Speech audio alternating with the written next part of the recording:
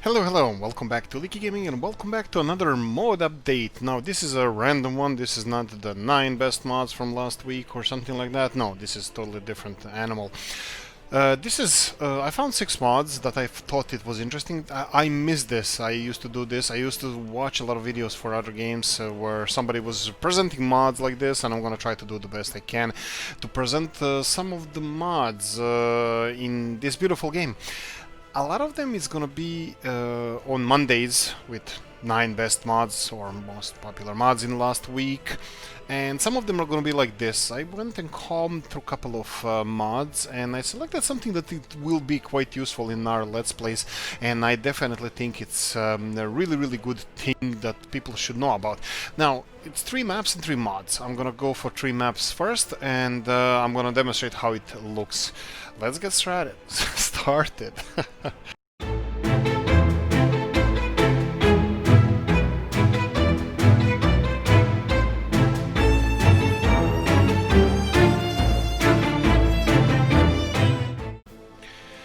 Now, we're gonna start with a true gem of a map. It's Panama.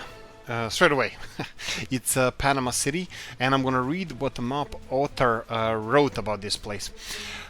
The year is 1968, and in the Republic of Panama, for a long time beholden to the interest of the USA, a faction of a National Guard conducts a coup whose aftermath will see the left-wing populist colonel Omar Torrijos. I'm butchering Spanish now. Seize power for himself. Although Torrijos is an admirer of socialist government in Latin America and Eastern Europe, it is hard to imagine a full Sovietization of Panama and the future for a little country which bears no Western influence. The country starts with a rugged terrain with few arable areas and a very low urbanization level. The channel cuts nation in half but allows ships to be moved between Panama City and Cristobal on the other side. Coal, iron, fissile material and oil are absent in an actual territory. Fissile, that would be nuclear, my bad. Considered in this map, so I just added them on randomized position, giving realism a break. Asphalt road connections, the main centers, and some port infrastructure exists from the beginning. Yes, you have quite few infrastructure here. You have even a television station. Beautiful city. Infrastructure connections, of course, on all sides with your Soviet and NATO neighbors. There's several cities here. It's quite rugged. It looks really mountainous, hilly. It looks challenging, quite challenging. But if you're a shipping nerd like I am, and you love shipping, this is the place to be. Now, can you imagine maintaining this area here? This is just absolutely stunning and beautiful. You can make a lot of ports here. You can terraform the terrain a little bit to accommodate those ports and start exporting all these minerals you have here. On the other side of the canal you have a Cristobal, town of Cristobal, and looks like it has a lot of oil infrastructure here. So you have a filling station, you have even importing, I believe, just a cargo where you can conduct your ablutions, your business. Right, that's about it. Let's check the the resources. There's some coal, especially in the central area around the central lake. There's some iron. You can find it even underwater. It's quite randomized. Oil is everywhere, well, somewhere. And some fissile material. Yes, some radioactive materials for your infrastructure, for your nuclear power plants, if you wish to do so. There's a lot of, like the mod author said, yes, there's no these resources here. The only resource Panama has is the rainforest and of course the canal. But also realism, it takes a break here because the central lake is separated from the oceans on both sides by locks, the 3 dams I think on each side, where that needs to lift the ships up to be able to pass on the other side. Anyway, this looks really amazing. If you want a challenge, if you're not challenged enough with other maps, I believe this is definitely gonna make you run for your money. Anyway, let's move on. Okay, now Can anybody tell me the more iconic, well, probably we can, but more iconic place to build a Soviet Republic than actual freaking Pripyat? Now, this is a geography of Pripyat, and this is a region where the Pripyat as a town was. This is, I think it's made by, this is made by Eluna.g creator. Now, this is everything is written in German, so we can practice my German. I have a German last name, but I'm not a German, and my German is really bad. So it's eine verlassene Stadt in der Region Kiew in der Ukraine. Die Stadt liegt am Ufer des Flusses Pripyat, 3 Kilometer vom Kernkraftwerk Tschernobyl entfernt und weit der Grenze zu Weißrussland. Entfernung nach Kiew 111 Kilometer. Von dem Unfall im Kernkraftwerk Tschernobyl leben 47.500 Menschen in der Stadt. Heute gibt es aufgrund der hohen Strahlung keine ständige Bevölkerung mehr. Okay, I butchered it. I do apologize, but more or less what I think I pretty much understand. That Pripyat is this is a region of Kiev where the nuclear power plant Pripyat is. It's near the where the river of Ufa.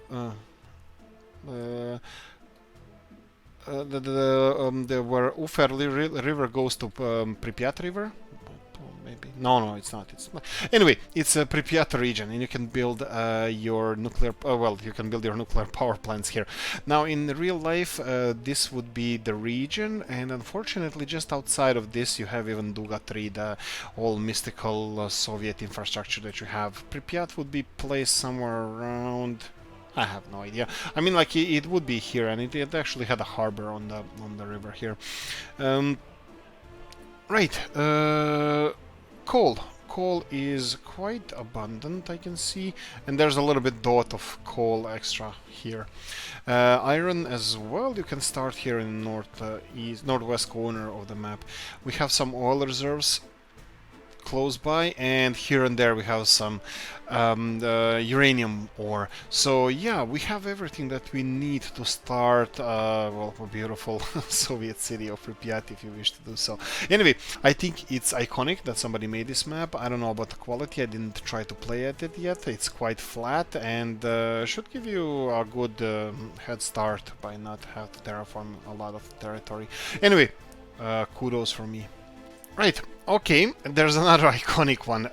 What better place to build your communist country than one of two, well, one of many, but one of two European non-Slavic communist countries, and that's Hungary.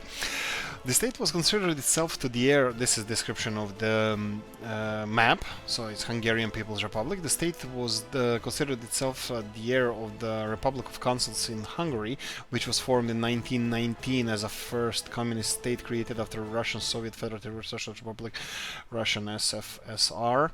It was designated a People's Democratic Republic by Soviet Union in the 1940s. Geographically, it bordered Romania and the Soviet Union via Ukraine, Soviet Socialist Republic. To the east, Yugoslavia to the south, to west, Yugoslavia, that's where I'm from, Czechoslovakia to the north, and Austria to the west. Okay, so this is description of the map. Right, let's check out what we have here. Okay, what do we recognize? I saw Drava Sabols or so Sabols. I might not be pronounced. Okay, I can. Okay, this is Danube River. And this is Tisa River, and this is, I don't know, somewhere around here in the middle would be Budapest. So we are looking now southwards towards Yugoslavia, and there we go, Drava Sabols, Nagilak. Those are actually, I believe those are real life border crossing. Drava Sabols is the one towards today's Croatia, and Nagilak should be towards today's Serbia. Of course, here there are, yeah, you can use both rivers Tisa and Danube as shipping rivers as well. Danube, of course, is after Volga the biggest European river, should be able to accommodate all the traffic that you send their way, but well, again, it's up to you. Unfortunately, on the west side, this all looks like it's still okay. Maybe I don't know which towns border between Hungary and Austria on the west side. But in this case, it's not NATO country, it's actually a Soviet country. And north, where actually Soviet country is, it's NATO. Czechoslovakia should be here over the mountains. I bet this is Tatras or something like. I don't know. I'm not an expert. And we have Zahony here and Arkland. I think I believe these are legit border crossings. So kudos for that. Of course, the map. This version of the map is empty, no cities. Oh, I think Budapest should be somewhere around here. Somewhere around these areas Budapest is, I believe. Anyway, yes, Hungary. Let's check the resources. We have a couple of coal locations. I wouldn't be surprised if the map author, which is Norch, that he put where the location of the current natural resources of Hungary are. So I bet there are oil fields, real life oil fields here, and I know that there's a huge refinery near Budapest. And for radiation, oh, I know this is Pécs. Near this hill here, there should be Pécs because I know that geography here.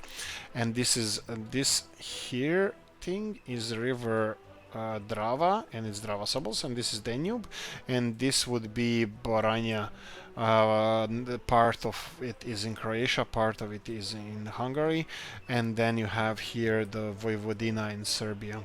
Anyway, really beautiful. I think this is definitely something worth testing. Okay, let's go move on. Geothermal heating and geothermal power plants. Now this is a game changer. I'm gonna read first description from the mod maker, that's Comrade Sky, who made this mod. You can find all the mods in the description.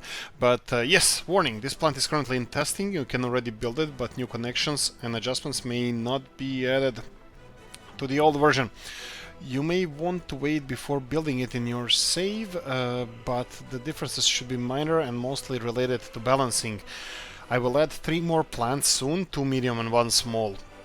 Description. Now you, Comrade, can access energy life has used since the beginning. Volcanic vents may have spawned life billions of years ago, but now it can help the proletariat warm and keep the lights on in the factories. Geothermal energy is gaining popularity because it produces almost no pollution, releasing only trace gases from the earth. Some Soviet plants are still operating today. That's true. I think the biggest one they built, the Soviet, was in Kazakhstan. And yeah, I read something about it. I think it was converted for fossil fuels, but there are a lot of geothermal power plants, especially in the Far East in Russia. In game, the plants are very expensive to build, 1.5 to 2.5 times more than coal, and require an extra team of engineers to monitor the complex system.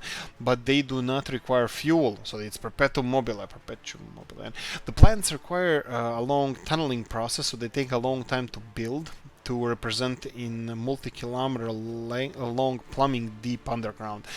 The power stations require deeper, more expensive drilling to get to the hotter rock that can be more efficiently run steam turbines. Yes, so it's geothermal basically.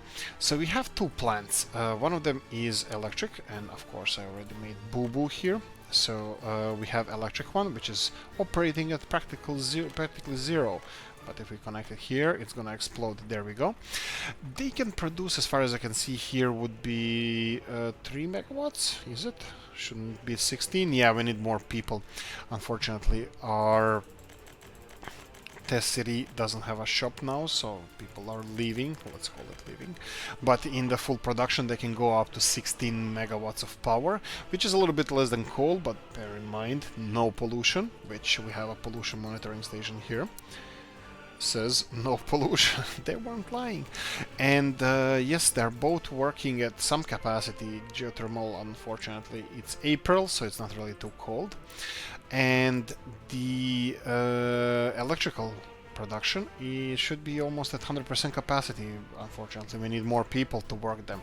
Let's see if we can get that real quickly. So if we go to residential, and let's give them a big building here.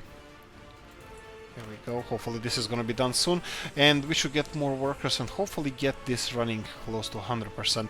But I would say that this is medium size. I would say this is a medium size power plant if you want to consider it as your well, place where you're going to be sourcing your energy. Of course, this is, if you have a developed nation, you're gonna require much more than this. But there you go, geothermal heating, geothermal electricity, it's a thing. So, next thing, it's this huge silo. Now, all jokes aside, this is a thing where I come from. These are normality. Normal things, huge silos. Here I have a small model city with some basic amenities, but this is this bad boy here. This is the center of our attention here. So this is what we need to focus on. You can't fill it. You can't. This is like so long. I was like waiting. Okay, let's wait for until this fills in. It can't. Anyway. Expanded grain silo looks huge, is huge, capacity is huge. Grain silo slash elevator based on a port facility in my city. Looks a little bit American even. I don't want to judge. It's made by Postre de Yogur La Serene Nisman. I think that's the correct name of the mod maker. You can see it in the description. There's a mod and there's a mod maker there. So he said grain silo elevator that is based in a port facility in my city. Holds about 670% more grain than the base one, as it's 21 silos as opposed to 4. Its connections, 2 industrial connections, one each side of the elevator itself. One normal connection means a quick access for and for construction. It's absolutely stunning. I think it's really good. It looks really good, and I had absolutely no issues with it. I can see so many benefits to this. And now that you have seasons, you need to store your grain. You need to store a lot of grain, and I think one per farm is going to be needed, something like this. So I'm really happy that he made this, and this is something that we need. It looks good. Its efficiency is really good, and of course you can see here we have a bakery running. Unfortunately, we need electricity for it to run, but we won't go that far. But anyway, I wanted to show you how it looks in a small industrial setting here, so definitely thumbs up from me. One more time, I'm gonna show you what it actually is. So it would be under storage in mods, and you have it here. It would cost just under 100,000 rubles. Well, in the location where we are, of course. As we move around, the price changes. But material-wise, it would be around 3,711 work days. Majority would be concrete, of course. It's made out of concrete. These beehives, or these little two big tubes that hold all the grain. Anyway, amazing stuff. Expanded grain silo. I will be using this. Now it's May, 16th of May, but we won't be able to test this to the fullest. But look at this monstrosity. Double unit nuclear heating plant. Now can you imagine this? You go nuclear, not for electricity, just to create steam. I'm gonna read the description. So the mod maker is RBMK. It's a nuclear heating plant with heating power of 2040 gigajoules a day. With its 36 big heat pipe connections, it can feed a large city with district heating. Nuclear heating plants are not cheap. Using the special integral thermal reactor AST500, which also companies in the USSR originally failed in the Frost attempt to build it, so it costs around 600,000 rubles to make, only cents for big cities to heat. General description of nuclear heating plants. This is going to be English. There's a German one. I will skip this time. Nuclear heating plants in the USSR AST was a concept for heating of large cities. 2 projects in the cities of Gorky, today Nizhny Novgorod, and Voronezh were built but never finished, because outside of the planning economy, it's not competitive to other heating sources from coal, oil, or gas. Both plants comprising of two AST 500 heating reactors. Its heating plant is replica of the station at Gorky. At the AST 500 heating reactors, with its passive and integral design, was well ahead of its time and very complex. With its safety feature, it was possible to build it 2 kilometers from city boundary. After the end of the USSR, the construction was suspended at Voronezh. The first democratic referendum of Russia forced the cancellation. At Gorky, construction was not resumed after 1991. There's an English, German description to this, so you can read it in the link there. And many thanks to Benko54 for helping me to finish this mod. Some problems was driving me crazy. And smiley face, this is RBMK person modder who made this mod. Okay, so what it is, it's a huge, freaking huge nuclear heating plant.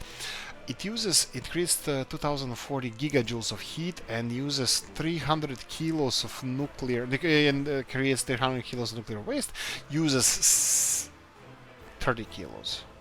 No, it's 30 kilos, not 300. 30 kilos nuclear waste out of 60 kilos of nuclear fuel. So it uses a little bit less nuclear fuel per day than the smaller nuclear power plant, as far as I remember.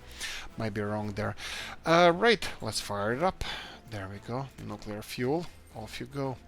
Unfortunately it's May, so it's not going to be working to the fullest. Of course it's going to heat all the 10,020 cubic meters of hot water. It's what it can heat. I have a small power plant here. It's a geothermal, just to start up this reactor, or if it needs electricity for anything. I'm not really sure. Usually buildings do, so I'm gonna give them some electricity. So there you go. Look at this monstrosity. Oh, of course, that wouldn't be anything without trying all the pipelines. I'm just gonna start a few of them, just so we can see how this is gonna be looking like. Oh yeah, look at this bad boy. Of course, there we go. Look at this. When you start heating your megalopolis with this, unfortunately I didn't prepare megalopolis for this demonstration, but I think all of you can imagine how this is gonna look when these pipes, this is Matrix type of stuff. This is the machine city of Matrix. This is how it looks like. Amazing, absolutely stunning. I'm impressed by this. This is really, really good. Okay, let's build a couple of these as well, just to demonstrate how this is gonna look when it's fully operational. Here we go. There we go. Let's make a longer one. I don't know, what do you think? So that's it, guys. 6 mods, 3 maps, 3 mods. That's geothermal power plant. There's a nuclear heating plant, geothermal power plant and heating plant, nuclear heating plant, and of course extended silo, which I'm going to be using practically on any map if I can afford it. We're going to need that in seasons. Hungary, Pripyat, and Panama. What's your favorite? Mine is the silo. I know it's the least complex one, but it's favored because I'm gonna be using a lot of it. It's not so expensive. It's a little bit more expensive than the base game one, but it delivers 670% more capacity. What's your favorite one? Comment section. Okay, tell me again, do you like these kind of videos? Should I continue with this? No? We should scrap it? Comment section. Thank you for watching. Like, subscribe, notification bell. See you in the next one. Bye-bye.